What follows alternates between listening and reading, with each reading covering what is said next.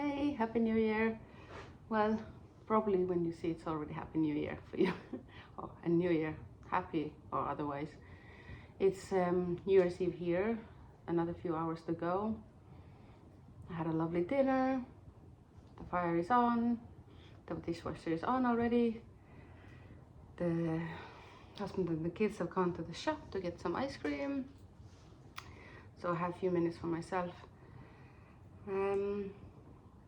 I don't have a massive New Year's Eve message or this is gonna be your New Year type of message today. What I was gonna share today was my day that was quite unexpected.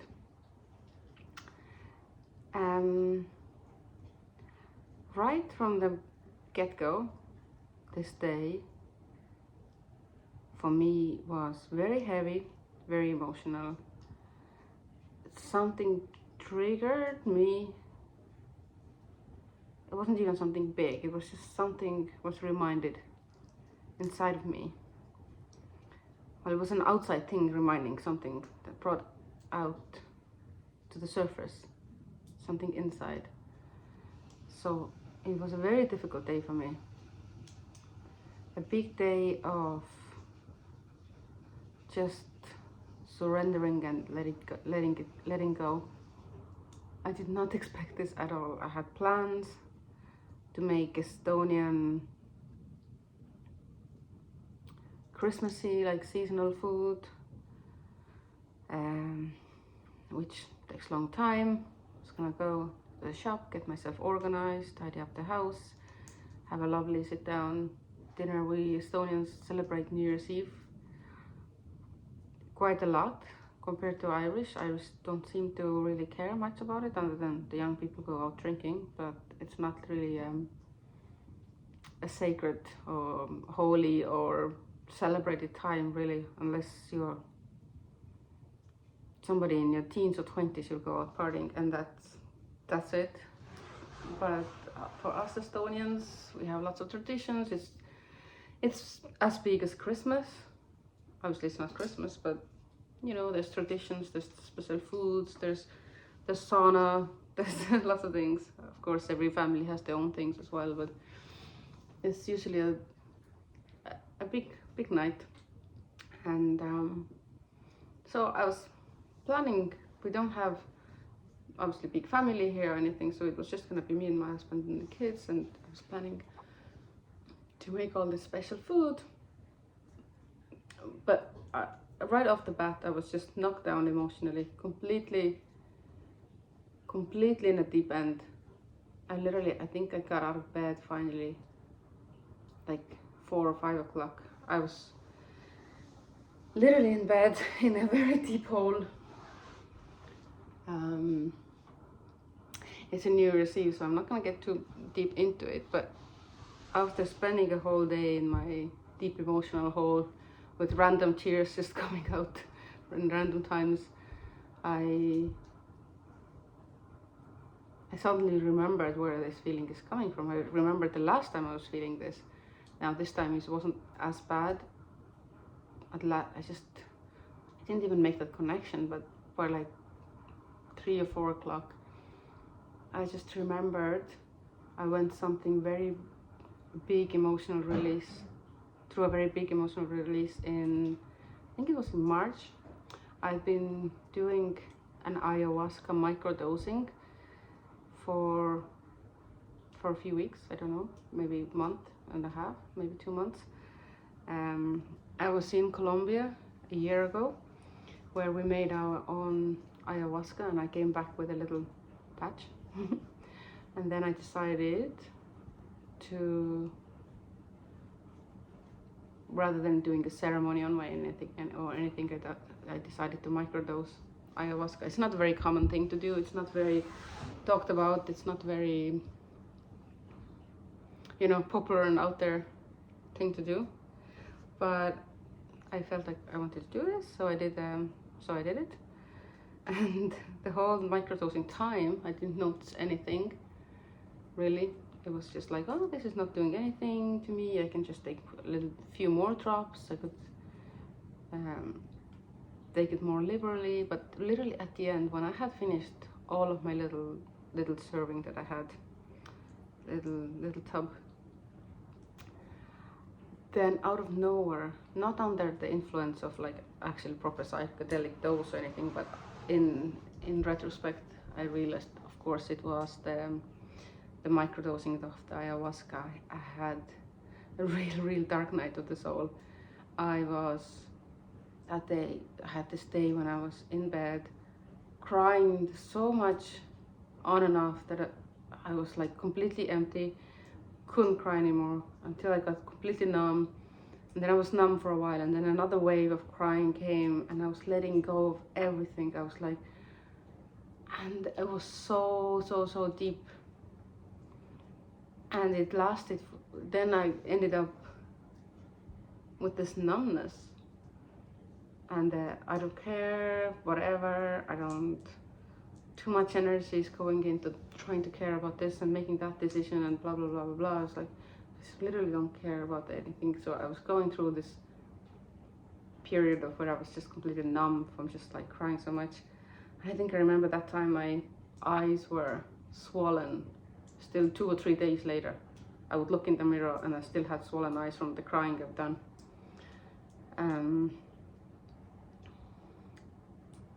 So today wasn't so bad. Luckily, I'm here smiling. I actually had a lovely time at dinner time, lovely time with my children, playing some games. All good. Luckily, my husband was carrying the weight, did the shopping, did a plan B, nice dinner, not the Estonian traditional dinner, but still we had a very nice dinner, cooked it all, cleaned up the place, lit the fire, had the bottle of wine open, so I came down finally. How I got out of this Aztec, well, it was a bath. So I had a bath finally. Finally I gathered myself together, I had a bath. Children needed a bath anyway, so I had a bath, they had a bath. And yeah, kind of feeling refreshed or renewed after this even, I'd say. But it was like maybe 1/10 of the intensity that I went through. I think it was in March. And ever since the March, I used to have these episodes of being very upset. And actually, this is a story for another day, ayahuasca. After my 9th ceremony on ayahuasca, the eighth one was very deep, very emotional, very going in a deep end. And then on the my 9th ayahuasca ceremony, it was kind of the culmination, the answers, the why was answered. And then I had that episode after the microdosing of ayahuasca, which wasn't straight after the 9th one. So I've done the nine ceremonies before. Then I went to Colombia where I did another, I think 7. And then I did the microdosing, and I haven't done any ayahuasca now since that microdosing, which was last February, I think. And last ayahuasca journey was when I was in Colombia last October. But I really felt like it was the microdose of, I'll get into my ayahuasca stories sometime and I'll bring it back to this point, but I really feel like it was the kind of reverberation of something that I've gone through. Sorry, low battery sign there. Something that I've gone through in a big way, and then again as like another clean out. I think just I got the microdose of that today. So I suppose ending the cycle. So some of the shadows will raise the head, I suppose. Yeah, that was an intense day for me emotionally. Like very heavy. I don't know, I wonder how do other people find this New Year's Eve. I haven't been talking to anybody. I haven't really come across any YouTube videos when people are talking about this day having like a heavy energy or anything. I don't think there's anything massive going on energetically or with the sun. I know that on the 3rd of January we'll have the Cancer new moon, which is supposed to be really good, really you know, uplifting. And you know, often you hear that, oh, the big moon is coming, it's going to be intense and difficult and all this. But this one, everybody's talking how amazing this moon is going to be. Yes, big moon, and like one of the biggest energies of the year, like one of the strongest moons. I'm sure it's not every moon here it's the strongest moon, it's the strongest energy, but anyway, but it seems to be really good and easy moon. But anyway, it was not an easy day for me. So here I am again, sharing sharing myself, sharing what's happening, sharing what's real. There's plenty of high vibe videos. You're gonna win 100,000 euros, 1 million euros in 24 hours.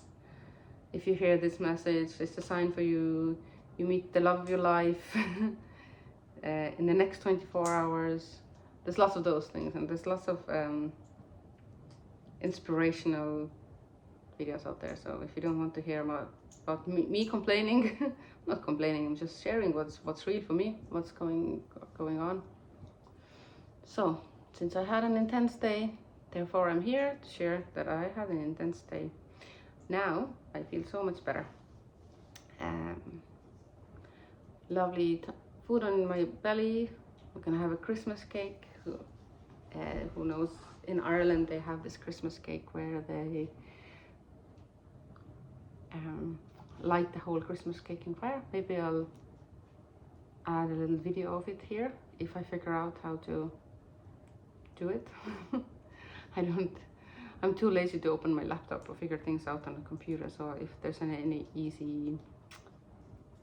if I figure out an easy way to add an overlay clip here, then maybe I'll show you the Irish version of the Christmas cake lit on fire.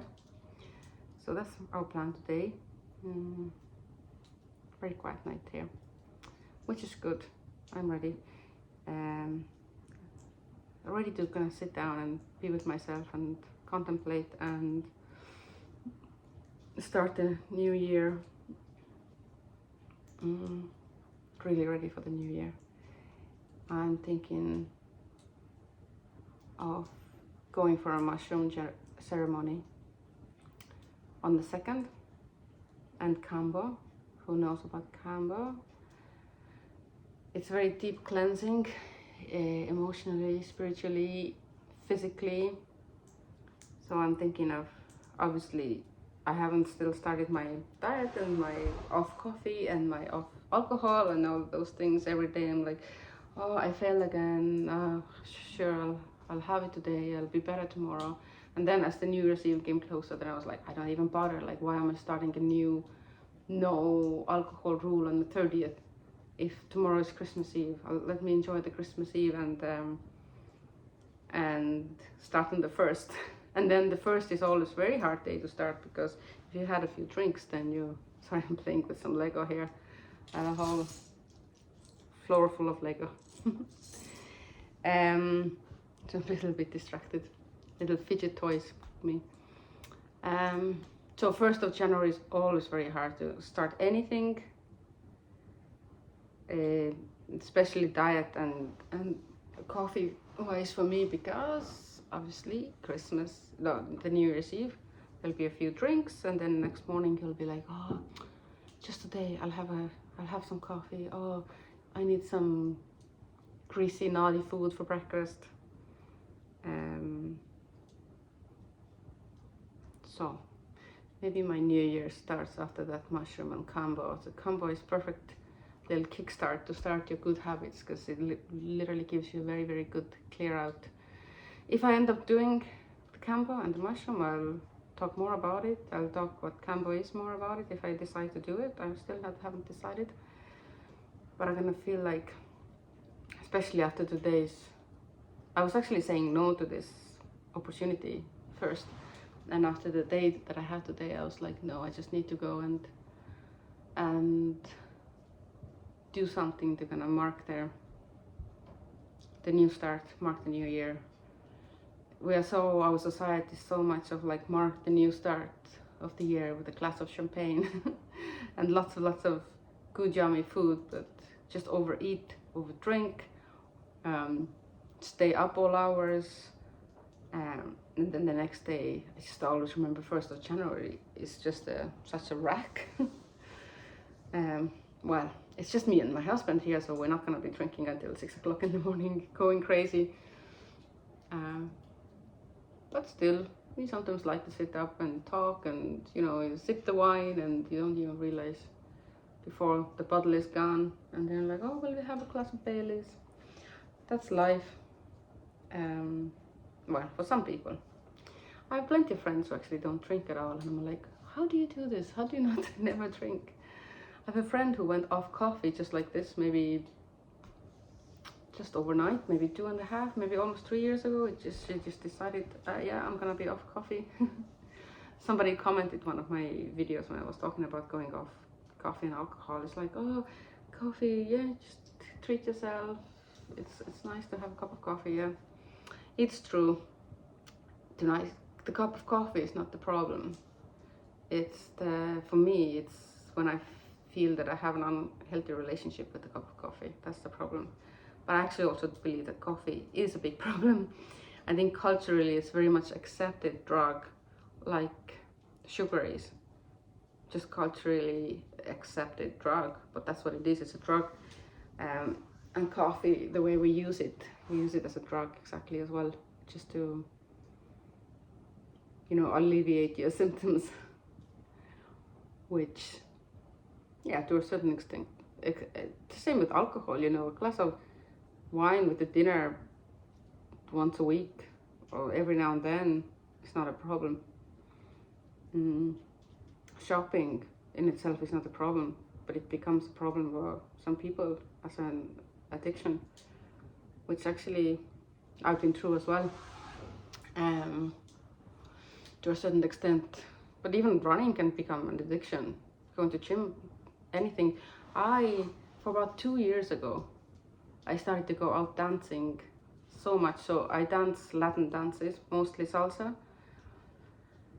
I started with salsa, then bachata, and then added kizomba, urban kiz, which is not Latin, it's more kind of African roots. But I really went into dancing, got out of house. I used to dance salsa when I was younger. And then I had other hobbies and children and stuff. So I was like, okay, this is something I can do to get out of the house every now and then. I went to, like once a week, I went to a dance class. Of course, my personality, I went to 3 dance classes in the same night and then stayed for the social. And then I added another night of the week. And then on the weekends, sometimes, like I would go to actually a party for like a salsa bachata party. And then it went more and more until about 2 years ago, I was in a cycle where I was going out dancing at least 3 nights a week, if not 5. Some weeks I went out 6 nights a week. I was out dancing. So I started to kind of feel like I'm using this as an escape, as a crutch, as a way to, you know, on one hand, I was really passionate about it and wanted to learn, and I got an opportunity to help teach in one dance school.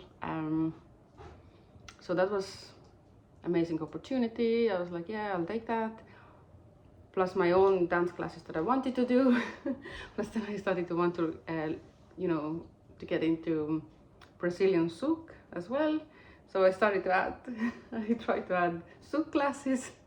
Next thing, I was literally out every week, 4, 5 or 6, at least 4, if not 6 nights a week I was out dancing. So I was like, wait a minute, I'm literally using this as a getaway. I'm using this as a crutch, or you know, on one hand, yes, I'm excited about dancing, but it started to kind of take over my life. Anyway, so the moral of the story is you literally can use anything as an addiction. So of course coffee and alcohol and sugar are actually addictive substances, but even things that are not addictive in themselves can be used addictively, that are not a problem in itself. That's what I mean. So yes, I don't know what else to say. Yeah, I shared about my day. I'm thinking about doing a start and kick myself into action with a bit of combo. Really feel, you know, clear-headed and cleared out after a session with combo.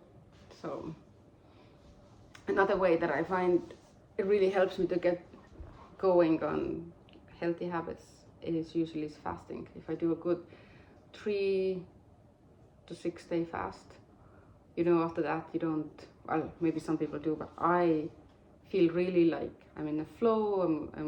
I'm good, so I can, when I'm going from fasting, especially if you've done it like more than 3 days, because the first 3 days are tough.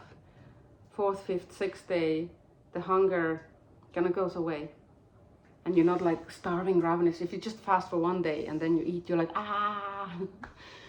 But fasting longer than 3 days, the hunger hormones go down, so going back on the food, it's much easier. You can start with some bone broth, some soups, and then you can just stay with it because the cravings, the cycle is broken. So I might incorporate some fasting as well. I'll see how I feel. But now when I'm sitting here with this and talking about this mushroom and combo, I really actually seem to be just convincing myself to actually do this. So as I'm sitting here thinking about them, like, because I'm not 100% decided will I do it or not, but yes, I think I might do it. I'll surely gonna let you know. Mushrooms is not something that I have, well, much experience with, and the few experiences I've had with mushrooms are not major, but I am some interesting things. But I think with all the psychedelics, I flip into dissociation. So it's kind of a different story for a different day. But anytime I've done mushrooms, I just feel sober. I don't feel like I'm under the influence of the mushrooms, which is my last journey with mushrooms was in July, and then I could really feel, I was like kind of aware of my dissociation space. I was like, and my dissociation space is comfortable, cozy. It's dark and boring, but cozy and comfortable. So I'm like, I can stay here forever. It's cozy here. Let me just chill here in my dissociation. So I think maybe perhaps it's not the greatest idea for me, because I'm doing other things to kind of work to relax my nervous system, so it can relax into these experiences, because it seems like I'll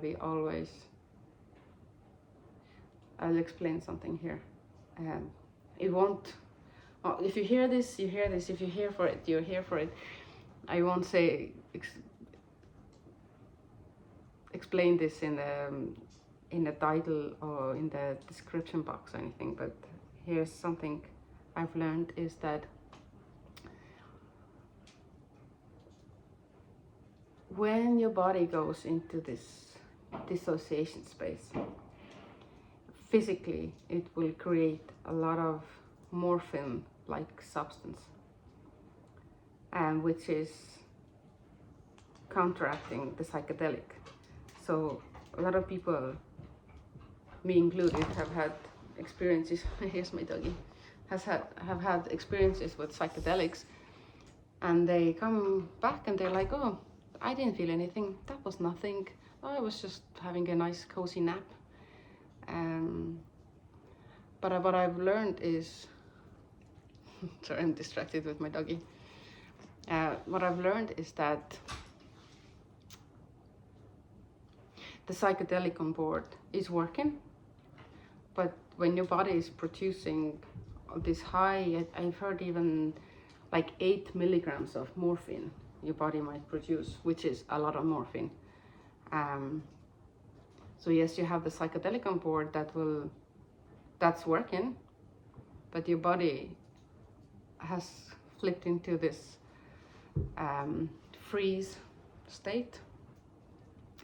And see, it's kind of like an animal. So if a lion, let's say, if a lion catches a gazelle, and finally the gazelle gives up and goes limp, and the lion is starting to eat the gazelle, it looks gruesome, but what's happening what's happening in the gazelle's body is that the body is producing so much morphine that it's the pain relief, plus the spirit kind of flips out of the body. So the animal is not really there for that experience. I've experienced something similar once when I went snowboarding and I fell and broke my arm. The pain later was way worse than at that moment. Not only morphine, but adrenaline and everything in your body kicks in all these reactions, so you don't actually, you're in a shock, you don't even feel the pain. The pain only when the shock starts to settle down and everything starts to settle down.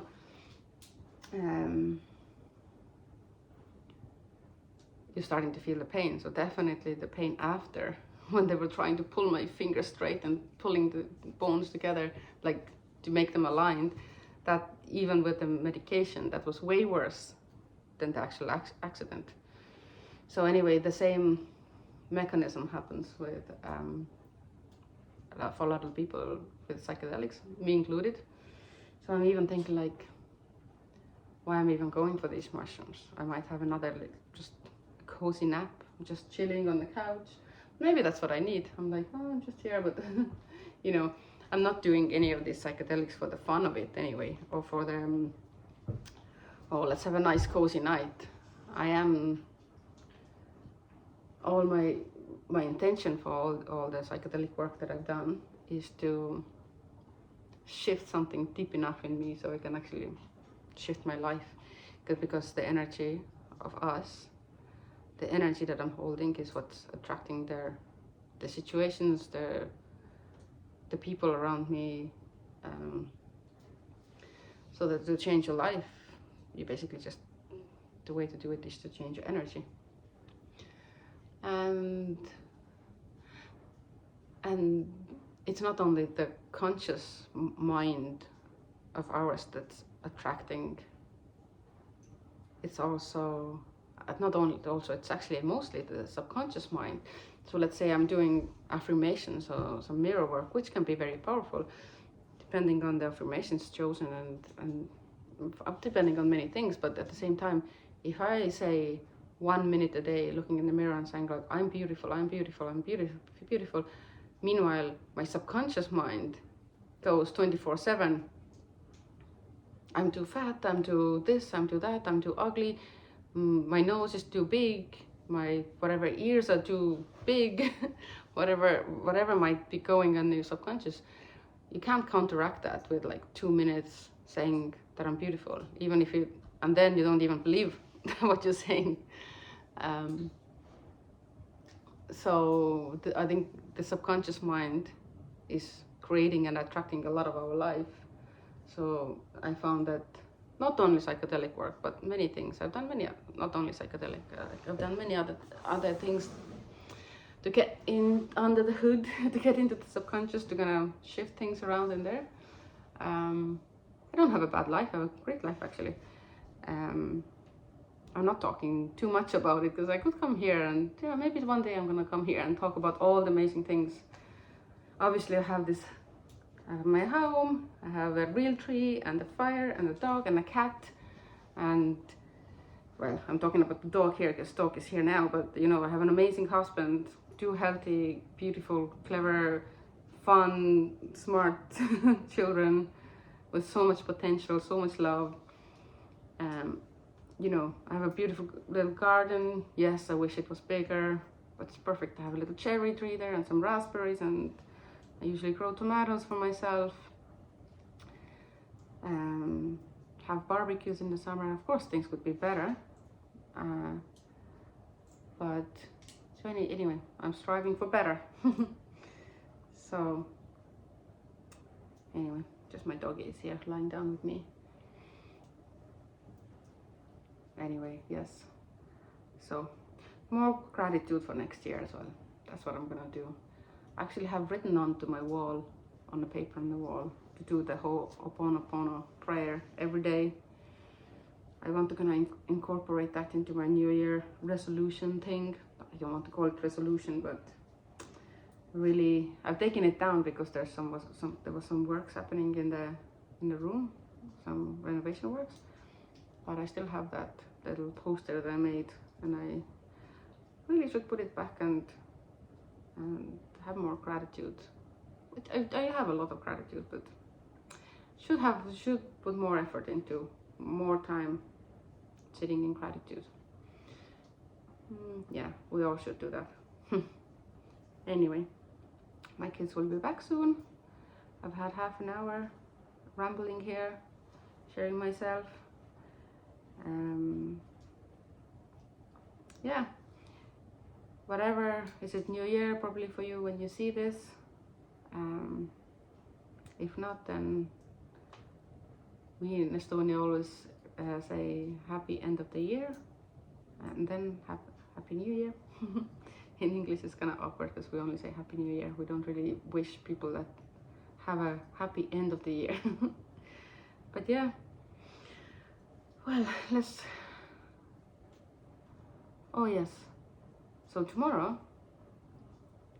maybe for you today, or maybe it's already passed, is 1st of the 1st, and the 2026 reduces back to being a year 1, so it's the first 111, and so it's a big portal day.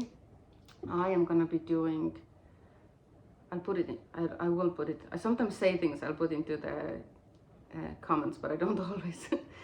So I am sharing this girl. This is Mariya. I really love her. She's amazing.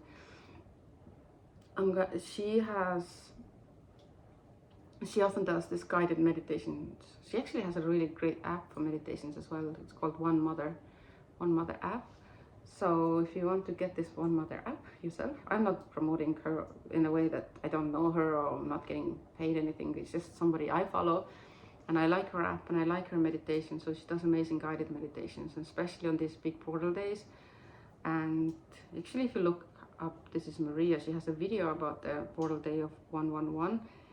And so it's so many emphasis on the beginnings. It's not just like any 1st of January, it's 1st of January of the year 1. And yes, so I'll be doing this guided meditation with Mariya tomorrow. I'm quite excited about this portal day. Another portal day will be 11/1/1 as well, 11th.